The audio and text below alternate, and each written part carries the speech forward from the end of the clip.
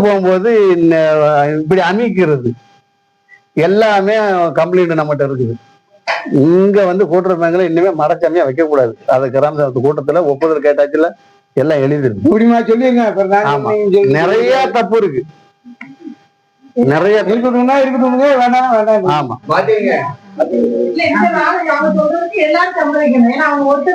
ஆமா எல்லாரும் சொல்லுங்க. இப்ப வந்தாலும் அது சரி வராது, அது சரி வராது. அதுக்கு நேரத்தில் தான் உண்மைதான். ஆமா இல்ல 4 பேர் சொல்றதுதான். ஒரு ஆள் சொன்னா யார் மேல இவரு சொன்னா சொன்னதுதான். இது வரைக்கும் ஆமா ஆமா கம்ப்ளைண்ட் இருக்கு. இது வரைக்கும் உங்க ரேஷன் கார்டுக்கு உங்களுக்கு என்ன அளவுங்கிறது யாருக்காவது தெரியுமா? BHH NBHH இந்த மாதிரி ரேஷன் கார்டுக்கு என்ன அளவுகோல் அப்படிங்கிறது யாருக்குமே தெரியாது. அப்ப என்ன செய்யணும்? ரேஷன் கடை போர்டுல கரும்பலகையில எழுதி போடணும். கரும்பலகையில இந்த பொருள் இருக்கு, இந்த பொருள் இல்லைன்னு எழுதி போடணும். இது வரைக்கும் எழுதி போட்ட கிடையாது. ஏகப்பட்ட கம்ப்ளைண்ட் இருக்கு. இந்த மடச்சாமி இங்க இருக்கவே கூடாது, எழுதி போடும். எழுதிருங்க. எழுதிடலாமா சொல்லுங்க. ஆமா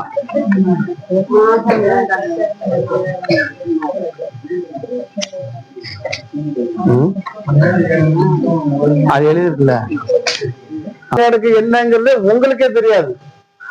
அவங்க என்ன கொடுக்குறானா அதை வாங்கிட்டு வர்றாங்க. நிறுத்தும் போதெல்லாம் இப்படி கையை வச்சு அமுக்குறானா, கையை வச்சு அணிக்கிறான். சீனி இருக்கா, மண்ணெண்ணெய் இருக்கா, மண்ணெண்ணெய் இருக்கா உங்களுக்கு? மண்ணெண்ணெய் கிடையாது. ரேஷன் கார்டுல பதிவுக்கான ஆப்ஷன் இங்க இல்ல. நெட்டு கிடைக்கல, BSNL கிடைக்கல. நான் மனு கொடுத்திருக்கேன். அவன் எங்க போய் பதிறான்? அங்க போய் நின்று பதிறான். அங்க ரேகையை மட்டும் பதிஞ்சவன் ரிசிப்ட் பில் போடும்போது அது எப்படி ரிசிப்ட் ஆகுது? அது மட்டும் அந்த பதிவு உங்களுக்கு போன்ல மெசேஜ் வருது. அது எப்படி வருது? அதுக்காக உங்க வயசுக்கு என் வயசுக்கு தான் வா போ உனக்கு இல்ல, ஆளை பாரு, மண்டைய பாரு, பேசியிருக்கான். இப்படி எல்லாம் பேசலாமா? பொது அவங்களுக்கான அரசாணை என்னென்ன போட்டிருக்காங்கன்னு இருக்கு. அவன் எப்படி நடந்துக்கணும், பொது இருக்கிற ஆளு எப்படி நடந்துக்கணும்னு அரசாணை கொடுத்துருக்குறான். இன்னென்ன மாதிரி நடந்துக்கணும்னு. அதன்படி அவங்க நடக்கல. கம்ப்ளைண்ட் எனக்கு ஏகப்பட்ட கம்ப்ளைண்ட் போன்ல ரெக்கார்ட்ல இருக்கு. போட்டு காமிச்சிடும் எல்லாத்தையும். நாளைக்கு பிரச்சனை வந்தா நான் போய் பேசுறேன், நான் போய் பேசிக்கிறேன். தப்பு நடந்தா நான் நாளை பண்ணா அவன் நம்ம என்ன நல்லவன்னா நல்லவன்னு சொல்ல போறோம், கெட்டவன்னா கெட்டவன்னு சொல்ல போறோம். சரியில்லைன்னா சரியில்லைதான், அவ்வளவுதான்.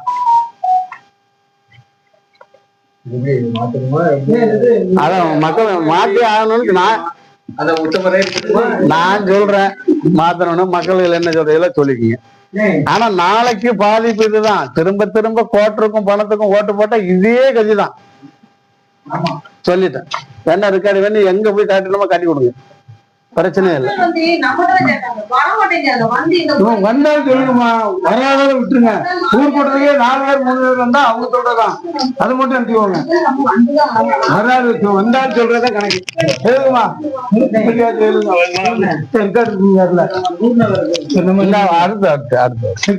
உங்கள்கிட்ட. ஆமா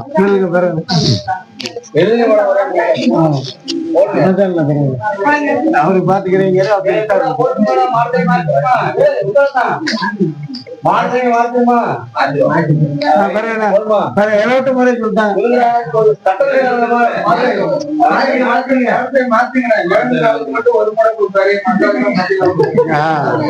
அப்படி ஒவ்வொருத்தரும் வெளியில வாங்கடா சொல்லுங்க. எல்லாரும் சேர்ந்து ஒன்னாதான் தெரியாது. அவங்க மட்டும் சொன்ன மாதிரி ஆயிருக்கும். கையெல்லாம் பிடிச்சி அங்கே சண்டை போட்டுருக்காங்க. பாத்துக்கோங்க, தெரியாத விஷயம் நிறைய வருது. எல்லாரும் சொல்லுவீங்க. அடுத்தது பாருங்க. எனக்கு தான்டா ஆமா மேக்கப் மேக்கப் எப்படி வரும்? முதல்ல பேசி முடிக்கட்டும். பேசிக்கிட்டே இருக்க பேசி முடிக்கிட்டோம். சொல்லி முடிச்சா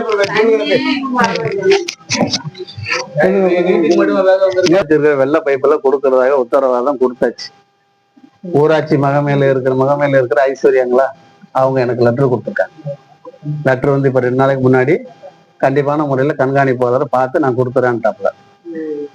தண்ணி ஜல்ஜீவனுடைய ஏடிட்ட பேசினதுக்கு அப்புறம் அவங்க என்ன சொல்றாங்கன்னா, டேங்கில் கொண்டு வந்து நாங்க விட்டுருவோம், அதுதான் எங்களுடைய பொறுப்பு. டேங்கில இருந்து ஊருக்குள்ள கொண்டு போறது அது பஞ்சாயத்து போட்டு வேண்டிய பொறுப்பு, பஞ்சாயத்து தான் பார்த்துக்கணும்ட்டாங்க. சரிங்களா? இப்போ அவர் சொல்ற நேரத்துக்கு வர நாம தண்ணியை ஏத்திட்டு திறந்து விட்டு பார்த்துட்டு அதுக்கப்புறம் டக்குன்னு நம்ம பஞ்சாயத்துல தான் வேலை பார்க்கணும்.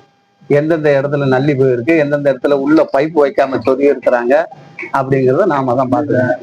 இல்லைன்னா இல்ல நான் அதுக்கும் சொல்லிடுறேன். இல்ல 60 லட்சம் ரூபா வாங்கியிருக்கிறாங்க 2022 லாஸ்ட்ல 23 ஃபர்ஸ்ட்ல 60 லட்சம் ரூபா ஜல்ஜீவனுக்காக வாங்கியிருக்கு. அதுக்கு ஒரு டெண்டர் நம்ம தனியா விட்டுருக்கு கவர்மெண்ட். அவங்களுடைய அக்ரிமெண்ட் என்னன்னு நமக்கு தெரியுமா? எனக்கு தெரியாது. அவங்களோட அக்ரிமெண்ட் இந்த செய்தலையில ஒரு 300 பைப்பு, அங்க ஒரு 300 பைப்பு பதிச்சு தண்ணி கொண்டு விடணுங்கிற அக்ரிமெண்ட் இருக்காங்கிறது நமக்கு தெரியாது. ஏன்னா ஏடிட்ட பேசினது அவர் சொன்னது அதுதான். நம்ம பஞ்சாயத்து போட்டு பார்க்கணுமா இல்ல அவங்க பார்க்கணுமாங்கிறத தண்ணி வர்றதுக்குள்ள நம்ம சரி வந்துட்டோம்.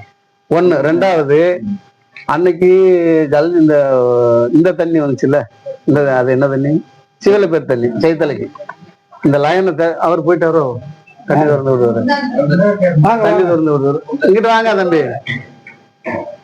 அன்னைக்கு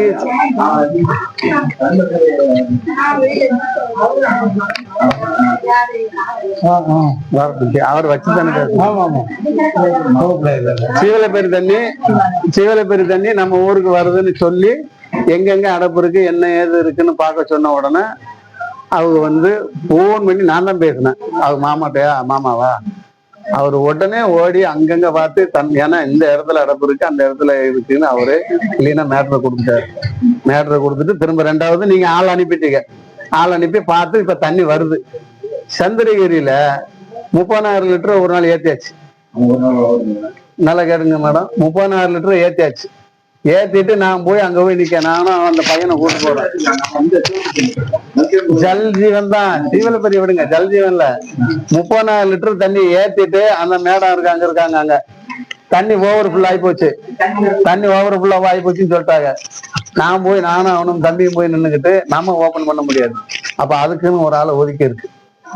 அப்ப அவரை போன் பண்ணி, தம்பி நீங்க அவரை போன் பண்ணி சொல்லுங்க, இப்ப ஒவ்வொரு தடவை ஓபன் பண்ணி பார்ப்போம் சந்திரகிரிக்குள்ள எந்த அளவுக்கு தெருவுக்குள்ள போகுதுன்னு பார்த்துட்டு டெஸ்ட் பண்ணிட்டு. ஏன்னா அவர் ஏடி என்ன சொன்னார்னா, இப்ப ஒரு டெஸ்ட்டுக்கு தான் கொடுக்குறோம் உங்களுக்கு தண்ணி, 15 நாளைக்கு நீங்க பாத்துக்கான்னு சொன்னாலும் 30,000 லிட்டர் ஏற்றி டெஸ்ட் பண்றதுக்கு ஓபன் பண்ணிக்கணும் வர முடியாது.